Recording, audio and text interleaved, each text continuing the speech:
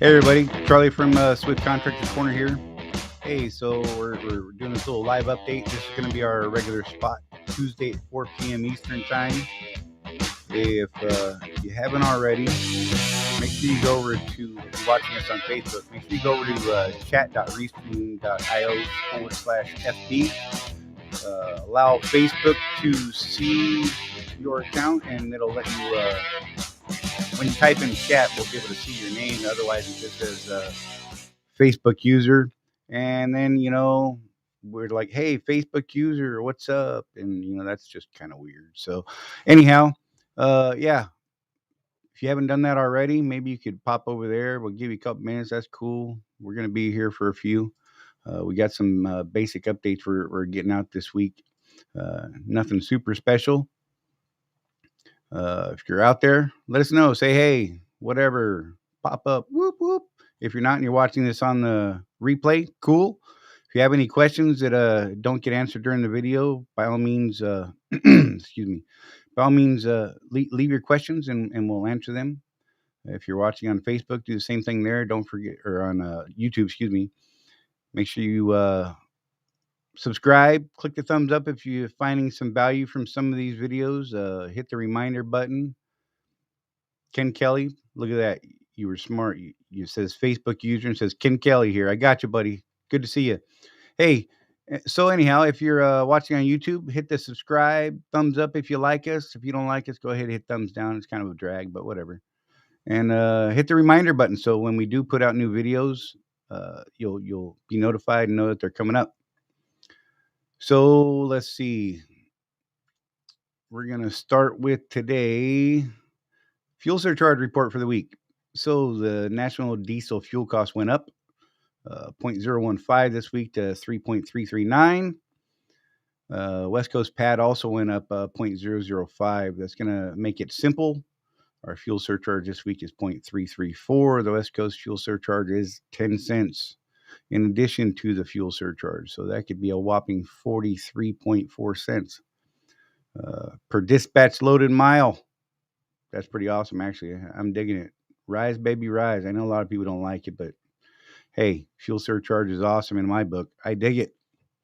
So that's that. Let's see what else we got. Oh, so we had some news come out this week.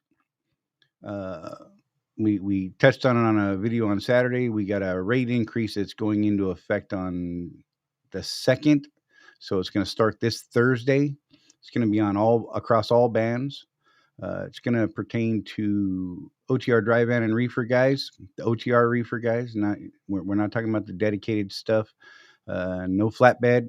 You guys in dedicated accounts, your things are all handled on a separate schedule on their own negotiated contract type thing. So yeah.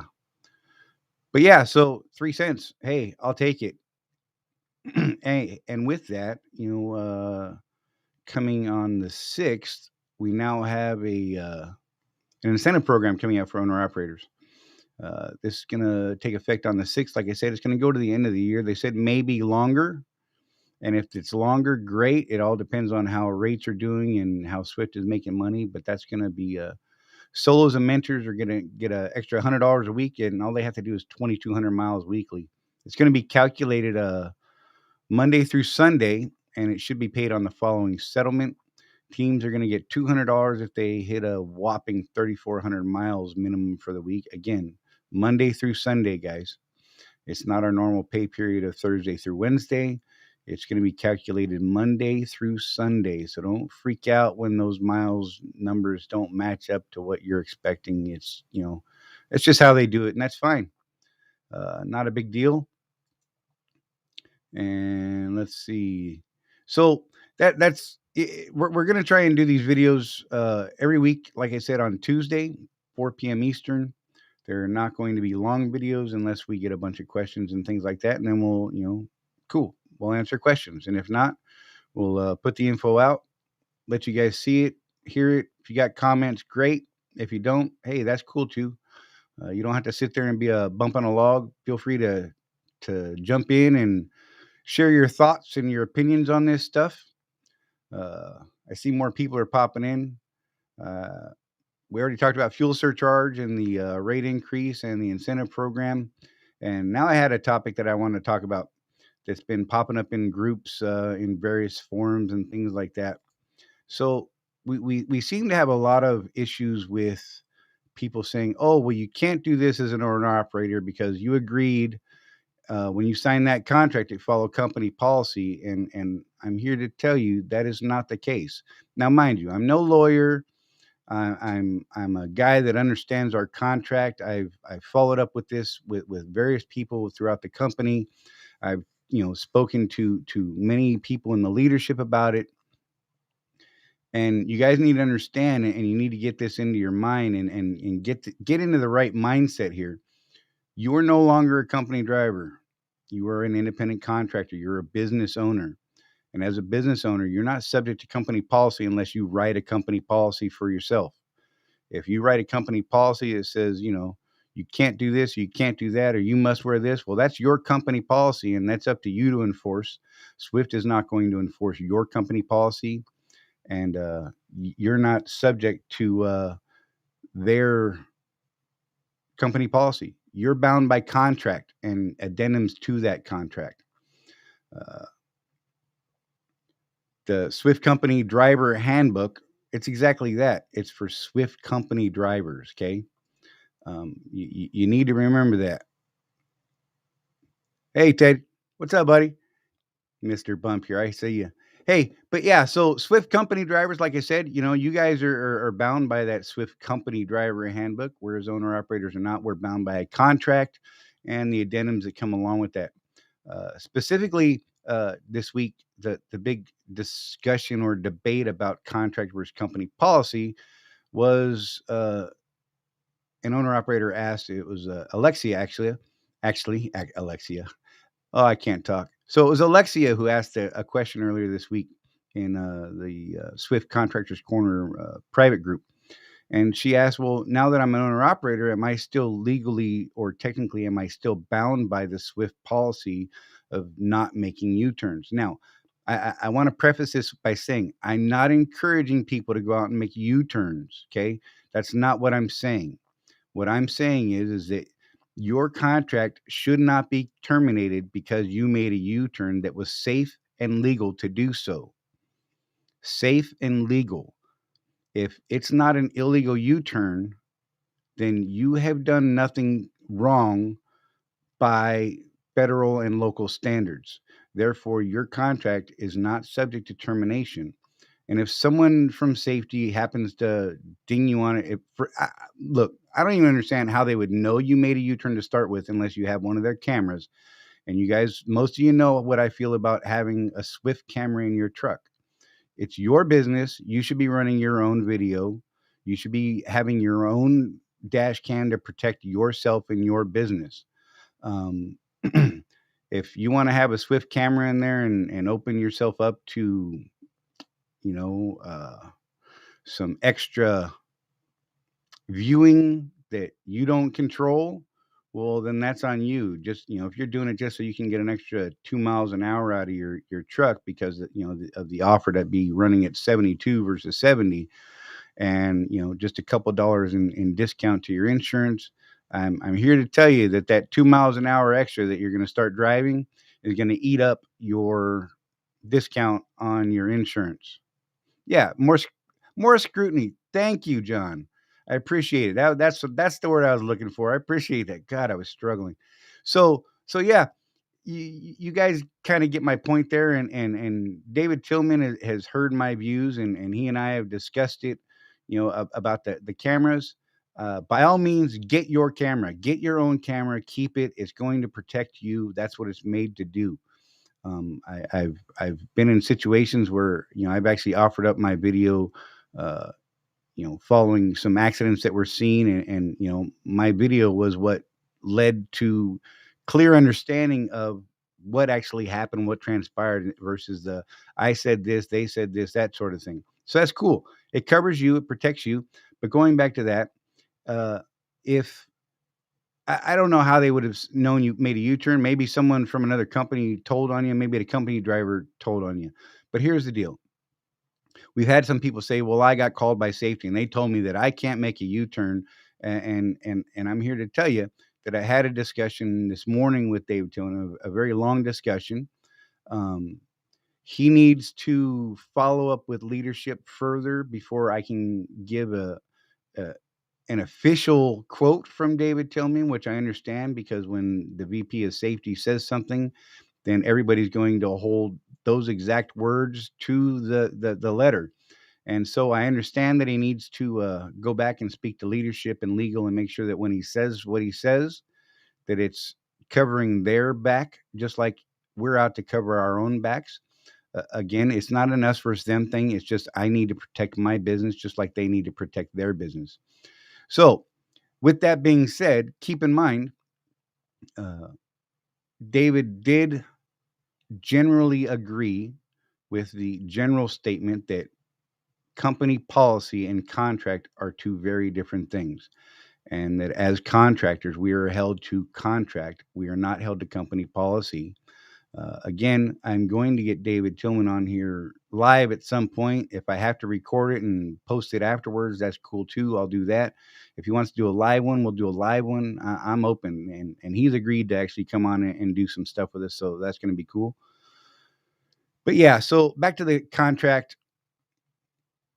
and company policy deal. Like I said, I want to stress here that contract is what we're bound by, not company policy. Unless you have your own company policy, then you're bound by that, and you see fit how that's enforced and all that. You're business owners, guys. Remember that. As a business owner, it's a different operation than being a company driver. I got to let's see. Do y'all use Swift cents per mile maintenance account option? Seems like it would be smarter to put that money into a business attached to a debit card. Besides, if you're on road or Swift shop, you would have to figure out how to pay them instead of saying how you take it out of my Swift maintenance account. So I don't know who you are. It just says Facebook user, so I can't address you directly. But I at times use my own account when I do things like purchase tires. I will actually when I purchase tires, I go through theirs just because it's easier to pay for my tires through the National Tire account, get my discount, my Swift discount, and I save a ton of money doing that. Most work that I have done, I pay for out of my own business bank account. There are folks who are required to have their maintenance paid for through their uh, maintenance accounts because of things like the MRP program, where that's actually contractually they're bound contractually to have that services those services done at approved Swift shops and that sort of thing. If we're talking about your own truck or a standard lease truck, then you're free to pay for your repairs any way you see fit. As long as they're paid, nobody cares.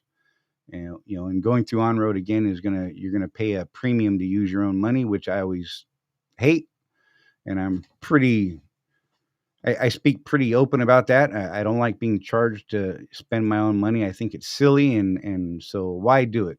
Other than the one instance where I'm talking about with tires, that's pretty much where I use I use my maintenance account because I always dump money in there every week just to hold it, and then I move it over into my business accounts and let it sit there for when I need it for other things. I keep a basic balance in my maintenance account just in case something pops up and I'm in a weird spot. It's easier sometimes just to let them, bill through Swift. Hope that answers your question. If anyone else has any questions, I'd be glad to answer them. Feel free to pop them up. If not, you're cool. So it's smart to have both in. Yeah, I believe it is smart to have both. And like Terry said, it's a huge discount through Swift for tires, and it absolutely is. I mean, my wide singles are retail price are $1,200 a pop. Through Swift, I believe through the National Tire account and using this Swift deal, I believe they were right around 650, 700 a piece. So that by itself is cool to me. I dig it, and by all means, yes, using both is probably the best way. Sometimes, like I said, sometimes it's easier to be able to have some money sitting in your maintenance account, and like a record service can just bill Swift for it, and you got money in your maintenance account. It's just going to come off there. It's not a big deal. and you don't have to jump out of your backside to pay that record before they'll unhook you or let you into their lot, that sort of thing. So yeah, having multiple ways to pay for that maintenance or repairs or emergencies and things like that is always a good idea. I believe super singles are worth it. Uh, I only use Michelin's, so they are the lowest rolling resistance wide singles that I'm aware of on the market. I get a ton of use out of them, and I mean, I get great mileage. I use counteract balance beads in them to keep the balance right. I don't use centromatics.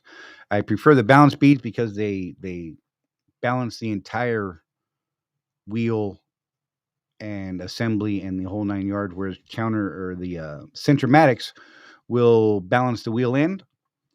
Beads will spread out across the face of a tire and find those spots that needs to fill, and yeah, so I really prefer that the balance beads for balancing those tires, and they work great with the wide singles, and I love the wide singles. The only thing is kryptonite for them is sugar sand. Cannot drive in sugary sand. I will get stuck every time unless I just get it and go and don't slow down. Mud, snow, rain, sleet, ice. I've never had a problem with them. I've been running super singles on my Freightliner, my '07 Freightliner, for a million miles. Started off with a 50% set of recaps that were Michelin recaps, and I got so many miles out of those tires. It was ridiculous. When I actually got rid of those and got new ones, I actually had a trade-in value on them, which was cool. Uh, and God, I had to put 150, 175, possibly as high as 200,000 miles, and yeah, it was ridiculous. Um, that recap material on that specific tire was a harder compound than their standard wide single tread pattern. So the rolling resistance was a little higher than normal, but the tires were already 50% and they lasted quite a bit longer. So I actually worked out pretty good. It was about equivalent to having a brand new set of wide singles. Other wide singles I can't really speak to. Like I said, I've only bought the Michelins. I love them to death. I really do. I know there's a lot of people that are just don't even bring it up. They'll throw things at you. They'll want to fight you over it and say wide singles are stupid. And then, that could always get into that discussion where they're like, well, if you blow a tire with a wide single, you're stuck where you blew that tire and you can't get anywhere because you only got a wide single and now it's gone. Well, here's the deal. With dual tires, you shouldn't be driving anywhere even with that flat tire anyhow. There was a recent discussion, and I'd like to touch on that. There was we were talking about, if you blow a one tire on a dual set, that it's illegal to drive down the road with that blown tire on that rim. Now, there is an exception that can be made. If you can remove the entire tire from the rim, you are legal to continue driving down the road at a safe speed, of course. Safety is important with all this stuff, guys. Put safety first at all times, and really you got to cover yourself and take care of everybody else on the road. Now, with that said, you can if you can physically remove every part of that tire from the rim and single out that rim, you can legally drive down the road with that tire gone. If part of that tire is still on the rim, then you are not legally allowed to drive that vehicle down the road, because the DOT regs state that you may not operate a vehicle with a flat tire that's missing tread, has an audible leak, things of that nature. So if your tire is flat and it's still on the rim, you cannot drive that vehicle down the road. Now, that's not to say you shouldn't, pull up far enough to get off to a wide shoulder, preferably maybe a ramp up ahead, maybe a parking lot just off the next off ramp, something along those lines. A rest area that's super close by. That doesn't mean drive 40 miles to the next truck stop, because that's not probably your next safest spot to be. I've seen arguments where people say, well, I'm not going to sit on the side of the road without a bathroom and restaurant and a place to sleep and a shower. Well, you know what? Welcome to trucking. That's part of what we do, guys. So keep that in mind. If you choose to drive those crazy extra miles and and you get tagged for, having that flat tire and missing mud flap from when that tread peeled off and ripped your mud flap off, well, that's on you, and no one's going to want to listen to you cry about it. So be careful, guys. You guys got any more questions? Throw them up. If not, I don't really have a whole lot more to say. I'm sure I've upset at least one or two people out there. Well, so when on-road tells you something like that, let's think about. So the question was again, hey, Facebook user, what's your name? Throw that up there for me, will you? So it says, why would on-road tell you otherwise regarding flats? So I yeah, Terry, I can retouch on that in just a minute. So why would on-road tell you otherwise regarding flats? So I can tell you that I actually spoke directly to David Tillman about this, and and and I brought that very thing up. And on-road was supposed to have been educated or talked to about it. And what they want you to do is move to the nearest safe spot. Get your vehicle out of harm's way. Hey, Sean. Cool. Thanks, buddy.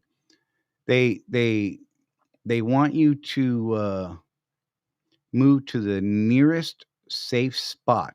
Okay, at a safe speed. So that means you put your four ways on. You move over to the right lane. If need be, you limp your butt down the shoulder. You find a wide spot. You find an off ramp. You find a parking lot. As close as you can get to. That doesn't mean you drive 20 miles to the truck stop. Now, keep in mind, on road has a job. We have a job. They have a job. Their job is to get your vehicle fixed as quick as kind of safely and as cheap as they can. So if they think they can get you to a truck stop down the road and save that $100 road call, and they think you're willing to do it, well, you as the driver ultimately get to say, yes, I'm going to do that, or no, I will not do that. I can tell you that 99 times out of 100, I've been in that situation, and I've had on road say, well, there's a truck stop, 10 or 15 miles down the road. Why don't you limp it on down there and we'll get you set up with a repair and a tire and all that stuff. And I honestly have told them, like I said, more times than not, no, I will not. I'm at this off ramp or I'm at this mile marker in this nice, safe, wide spot, and I'll be awaiting you, dispatching a service vehicle to replace the tire on your trailer or what have you. So, I'm telling you, I practice what I preach here.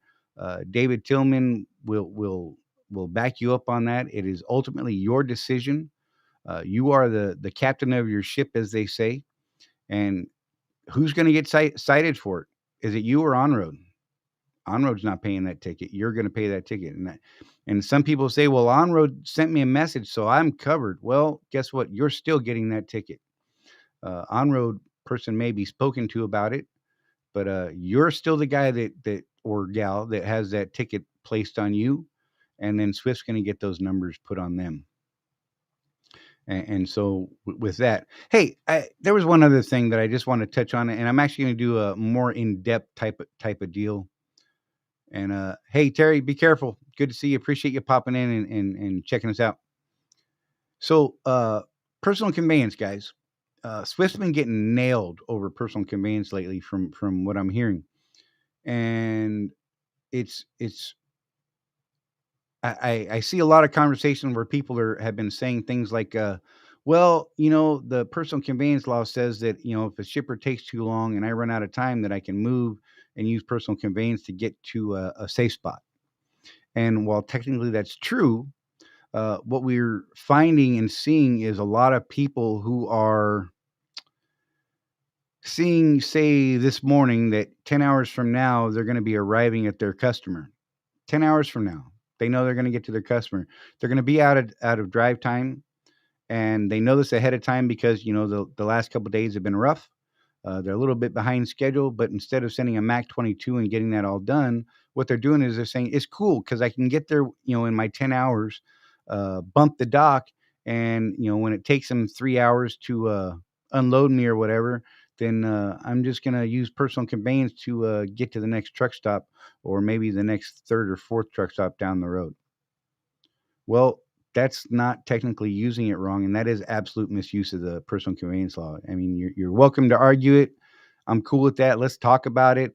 That's something else that I'm going to get David Tillman on here to talk about. And there's going to be some discussions coming real soon about that stuff, you guys.